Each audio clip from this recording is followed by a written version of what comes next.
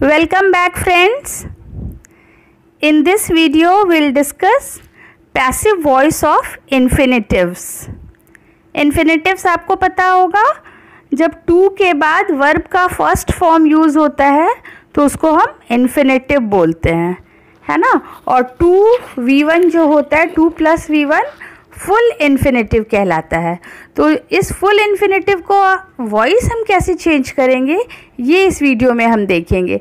देखिए, अगर एक्टिव में 2 + v1 रहेगा तो पैसिव में हमें 2 फिर बी लगा के फिर वर्ब का थर्ड फॉर्म यूज़ करना है। बस ये बहुत ही सिंपल सा रूल है। तो आपको बस ये याद रखना है कि अगर 2v1 है मतलब इन्फिनेटिव है तो उसका पैसिव बनाने के लिए हम 2b और वर्ब का थर्ड फॉर्म यूज़ करते हैं।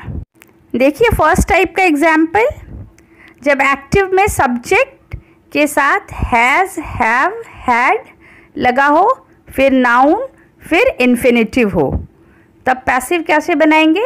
सब्जेक्ट के साथ हैज़, हैव, हैड, फिर नाउन लगा के फिर टू बी, फिर वर्ब का थर्ड फॉर्म।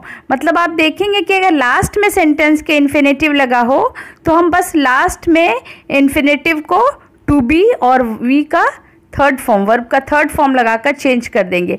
बाकी rest part of the sentence जो है वो एज इट इज़ रह जाएगा, जैसा है वैसा ही रह जाएगा। देखिए example, we have some apples to eat. तो कैसे बनाएंगे, वी हैव सम एप्पल्स और टू ईट जो हमारा इन्फिनेटिव है उसको हमने क्या किया, टू बी ईटन बना दिया। तो पूरा पार्ट सेंटेंस का वही रह गया, सिर्फ इन्फिनेटिव को हमने चेंज किया। नेक्स्ट देखिए, I have a new topic to teach. तो कैसे बनाएंगे, I have a new topic to be taught. Teach का हमने थर्ड फॉर्म यूज़ किया और उसके पहले टू बी लगा दिया, और बाकी जो सेंटेंस है वो सेंटेंस का पार्ट एज इट इज़ रह जाता है। तो बस आपको इन्फिनेटिव को चेंज करना है इस केस में, और बाकी सारा सेंटेंस एज इट इज़ रह जाएगा। नाउ सी दिस केस, यहाँ क्या है, हमने देयर से सेंटेंस स्टार्ट किया है। There as an introductory subject, है ना। इंट्रोडक्टरी सब्जेक्ट होता है इंट्रोडक्टरी देयर, और इंट्रोडक्टरी इट का मैंने अलग से वीडियो बनाया है। अगर आपने नहीं देखा है तो आप डिस्क्रिप्शन बॉक्स के लिंक में जाकर देख सकते हैं। तो जब सेंटेंस देयर से शुरू होता है तो देखिए देयर प्लस वर्ब, वर्ब यहाँ जनरली ऑक्सिलियरी वर्ब रहेगा, इज, एम, आर या वॉज या वर, फिर उसके बाद नाउन और फिर इन्फिनेटिव। तब उस केस में हम कैसे पैसिव बनाएंगे, देयर फिर जो वर्ब है सब्जेक्ट के अनुसार वो लग जाएगा, फिर नाउन रहेगा, फिर टू बी और फिर वर्ब का थर्ड फॉर्म। तो आप देखेंगे कि इन्फिनेटिव को चेंज करने का बस एक ही प्रोसेस है, टू बी लगा के वर्ब का थर्ड फॉर्म यूज़ कर देना है। See the examples, there is no money to spend. तो पैसिव कैसे बनाएंगे, देखिए there is no money to be spent. Next example देखिए, there were some plates to wash. Passive देखिए, there were some plates to be washed. तो आप देखेंगे कि बस इन्फिनेटिव को हमने चेंज किया, और इस केस में भी rest part of the sentence remains as it is, जैसा है वो वैसे ही रह जाता, सिर्फ इन्फिनेटिव को हमने चेंज कर दिया। Now look at this case, active का सेंटेंस देखिए, अगर एक्टिव में इट इज़ टाइम से शुरू हो, it is time plus infinitive plus object, तब उस केस में पैसिव कैसे बनाते हैं, इट इज़ टाइम फिर फॉर लगाकर और फिर ऑब्जेक्ट का प्रयोग करते हैं, और तब जैसे मैंने इन्फिनेटिव को चेंज करने का तरीका बताया था, टू बी लगाकर वर्ब का थर्ड फॉर्म यूज़ करते हैं। मतलब हर हाल में इन्फिनेटिव को चेंज करने का बस एक ही कंडीशन होता है, टू बी लगाकर वर्ब का थर्ड फॉर्म यूज़ करना। और नेक्स्ट देखिए, it is time plus to be plus v3, वो कब होगा, जब ऑब्जेक्ट न हो सेंटेंस में। दोनों केस को हम देखेंगे एग्जाम्पल्स में। पहला देखिए, it is time to play badminton, मतलब बैडमिंटन खेलने का समय है। तो पैसिव कैसे बनाएंगे, इट इज़ टाइम और फिर मैंने क्या बताया, देखिए फर्स्ट स्ट्रक्चर फॉर लगाने फिर ऑब्जेक्ट, तो फिर मैंने फॉर लगाया, it is time for, object क्या है हमारा, badminton, badminton to be played. Next example देखिए, वेयर वर्ब इज इंट्रांजिटिव, मतलब ऑब्जेक्ट नहीं है उसमें।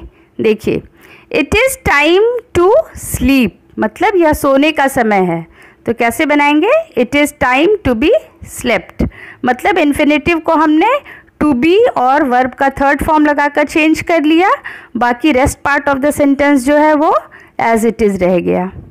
See the next, type 4। यहाँ एक्टिव देखिए, subject plus has, have, had plus infinitive plus object.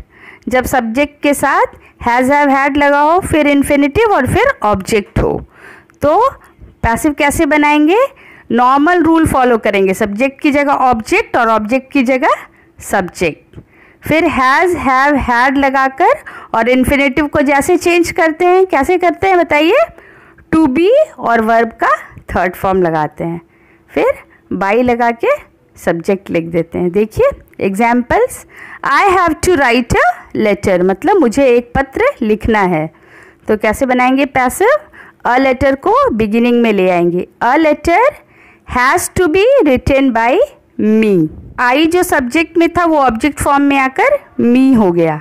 Next example देखिए, she has to submit the assignments, passive कैसे बनाएंगे, दी असाइनमेंट्स आगे आ जाएगा, the assignments have to be submitted by her. Now look at this slide, type 5।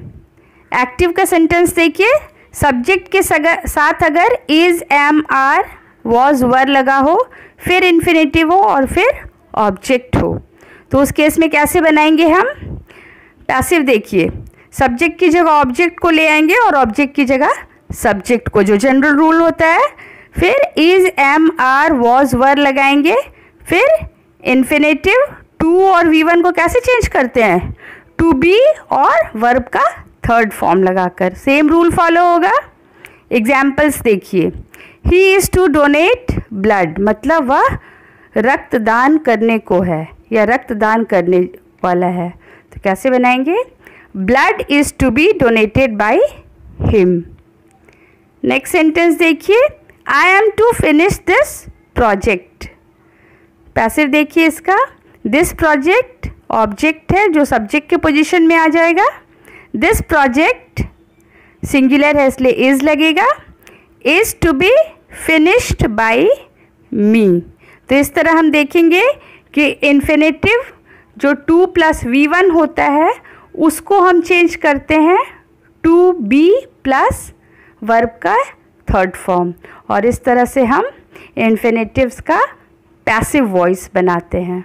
जो basic fact आपको याद रखना है वो है इन्फिनेटिव को हम कैसे चेंज करते हैं, टू और V1 लगा हो तो हम टू बी और वर्ब का थर्ड फॉर्म लगाकर उसका पैसिव बनाते हैं। See you again in the next video, till then